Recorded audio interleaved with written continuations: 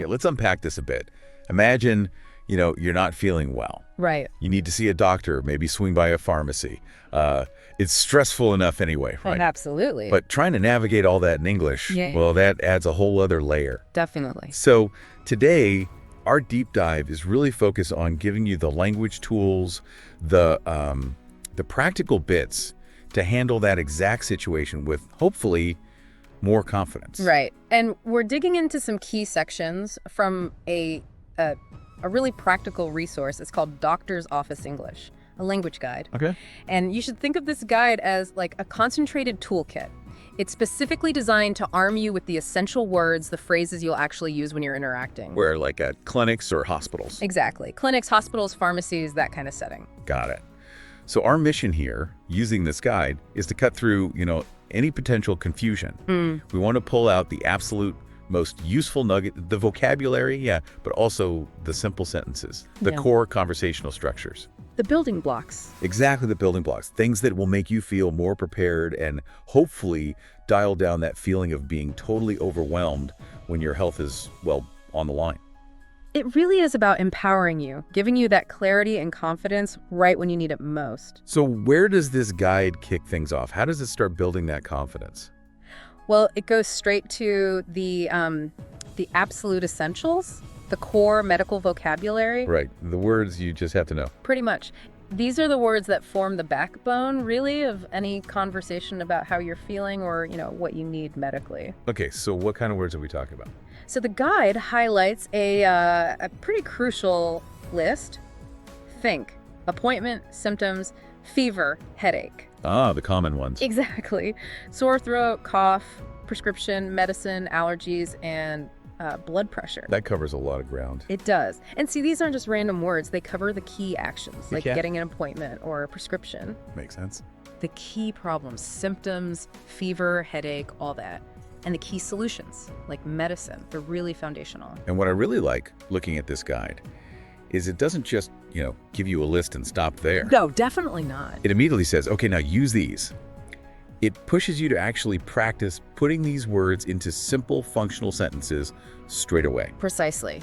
Because, knowing the word headache is one thing. Right. But actually being able to say, I have a headache, that's the critical step, isn't it? Totally. So the guide gives you these really straightforward examples. Things like, I have a headache, or I'm not feeling well. Simple stuff. Very simple. I need to see a doctor. Do I need a prescription?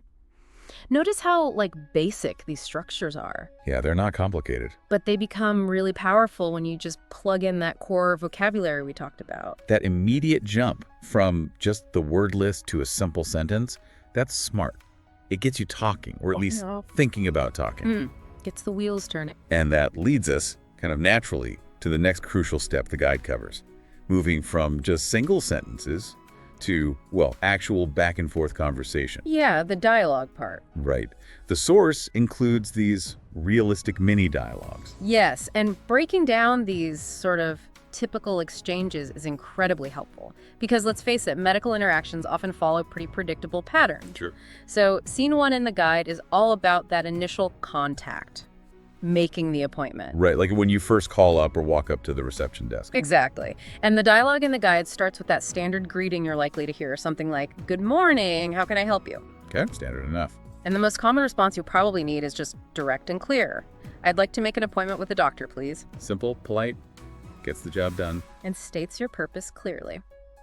Which then, almost always, triggers the next standard question you really need to be ready for. Which is? What's the reason for your visit? Ah, okay.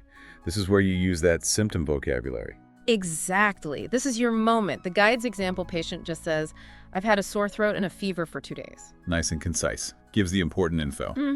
And then the conversation shifts, usually to logistics, finding a time slot. Right. The receptionist might say something like, "Okay, we have a slot available at 2:30 p.m. Does that work?" Straightforward. And you just confirm if it does or suggest something else. The example is, "Yes, that's perfect. Thank you." See, knowing that basic flow, the greeting, stating why you're there, giving the reason, confirming the time, it just makes that whole interaction feel much less daunting, doesn't it? Absolutely. It gives you a kind of script, basically, for getting past that first hurdle. Yeah, a mental map. Yeah. So then the guide moves you, okay, you've got the appointment. Now you're actually in the doctor's office. Scene 2, talking with the doctor. Right. And this is where describing your symptoms, maybe in a bit more detail, comes into play. The doctor will typically start with a pretty open-ended question. Like, hi there, what seems to be the problem? Or maybe, so what brings you in today? Oh. Something like that. Okay. And here, the guide shows how you can, like, combine symptoms, right? Yeah. The example patient says, I've been feeling really tired and I have a bad headache. So not just the headache, but also the general feeling. Exactly. They include that general feeling, tired, along with the specific symptom, headache. That's helpful information for the doctor. Then what? Does the doctor ask more questions? Usually, yeah, they might ask about what you've already tried, to understand the situation better. Like the guide shows, have you taken anything for the pain? And a simple answer is fine. Oh, totally. Like the patient's response in the guide. Just some paracetamol. Just state what you took. Okay. And then based on your description, maybe a quick check, the doctor makes their assessment and explains the plan. Right. The next steps. Yeah. In the guide, it goes, all right, let me check your temperature. You do have a slight fever. I'll give you a prescription. Ah, so it shows how the conversation leads directly to, say, getting medicine. Precisely. It connects the dots. These dialogues are like gold because they aren't just flat lists of phrases. They show the dynamic. The back and forth. Yeah. The question and answer, the flow of information that actually happens in a real visit. And beyond those core interactions, the guide also packs in another section. It's like a quick reference toolkit of other really useful phrases. Okay, more tools for the toolbox. What kind of phrases? Well, these seem to cover slightly different situations or maybe different stages of the medical journey. Like? So the guide includes, I'd like to make an appointment.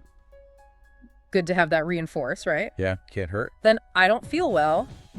That's your go-to general statement. Also, crucially, I have pain in my chest. A really critical, specific phrase you hope you don't need, but should know. Definitely. What else? Key questions about treatment. Do I need any medicine? And how often should I take it? Essential for understanding dosage. Absolutely vital. And finally, linking the doctor's visit to the next step. Can I get this at the pharmacy? Okay, yeah, that set of phrases really covers the whole spectrum, doesn't it? From making contact, describing how you feel generally, getting specific, and then understanding the treatment and how to actually get it. Exactly. Having those ready it significantly reduces uncertainty. You feel a bit more in control. And the guide finishes up with a pretty smart way to encourage you to actually practice this stuff. Oh, yeah.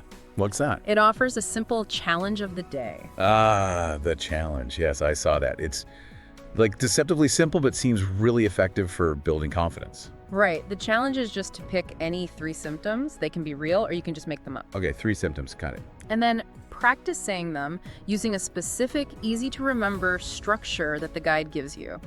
What structure? It's basically, I have a dog, then you add, it started yesterday, and then the question, should I see a doctor? Oh, that's brilliant. I have a symptom. It started time frame. Should I see a doctor? Yeah. It's like a complete mini story. Covers the core info you'd need to give initially. Exactly. And practicing that simple pattern, just swapping in different symptoms, headache, cough, whatever, is a really concrete way to build that, muscle memory for these crucial interactions. It makes the practice feel less like studying vocabulary. Right. And more like actually preparing for a real-life conversation. Feels more active. Okay, so zooming back out for a sec. We've journeyed through the essential vocabulary from this guide. The key words. Yeah, the key words. Yeah. We saw how those words fit into typical dialogues, making an appointment, talking to the doctor. The scenarios. We identified that handy set of extra key phrases for different situations. The toolkit phrases. And we even looked at that simple, actionable practice challenge, all drawn directly from this doctor's office English, a language guide. And the real takeaway here, I think, isn't just, a list of words to memorize. No, it's more than that. It's about understanding that even in a situation that feels high pressure, like a medical issue, there are these common patterns, these essential phrases. Predictable structure. Predictable structures, exactly. That can significantly increase your ability to communicate effectively. Mastering even these basics from the guide gives you the power to express what's wrong and understand what you need to do next. It's about advocating for yourself, really. It's a fundamental step in advocating for your own health in English. Absolutely. And just think about the impact, right? When you're feeling vulnerable, maybe a bit scared, just being unwell. Being able to clearly say, I have pain here or I need an appointment, that clarity can profoundly lower your stress levels Huge difference. and help ensure you actually get the right help. So here's something to maybe ponder. How much confidence, how much peace of mind does having even just a few of these phrases ready in your mental toolkit actually provide when you're trying to navigate the healthcare system in England? It's significant. Mastering these seemingly simple interactions is actually a really powerful form of empowerment, isn't it?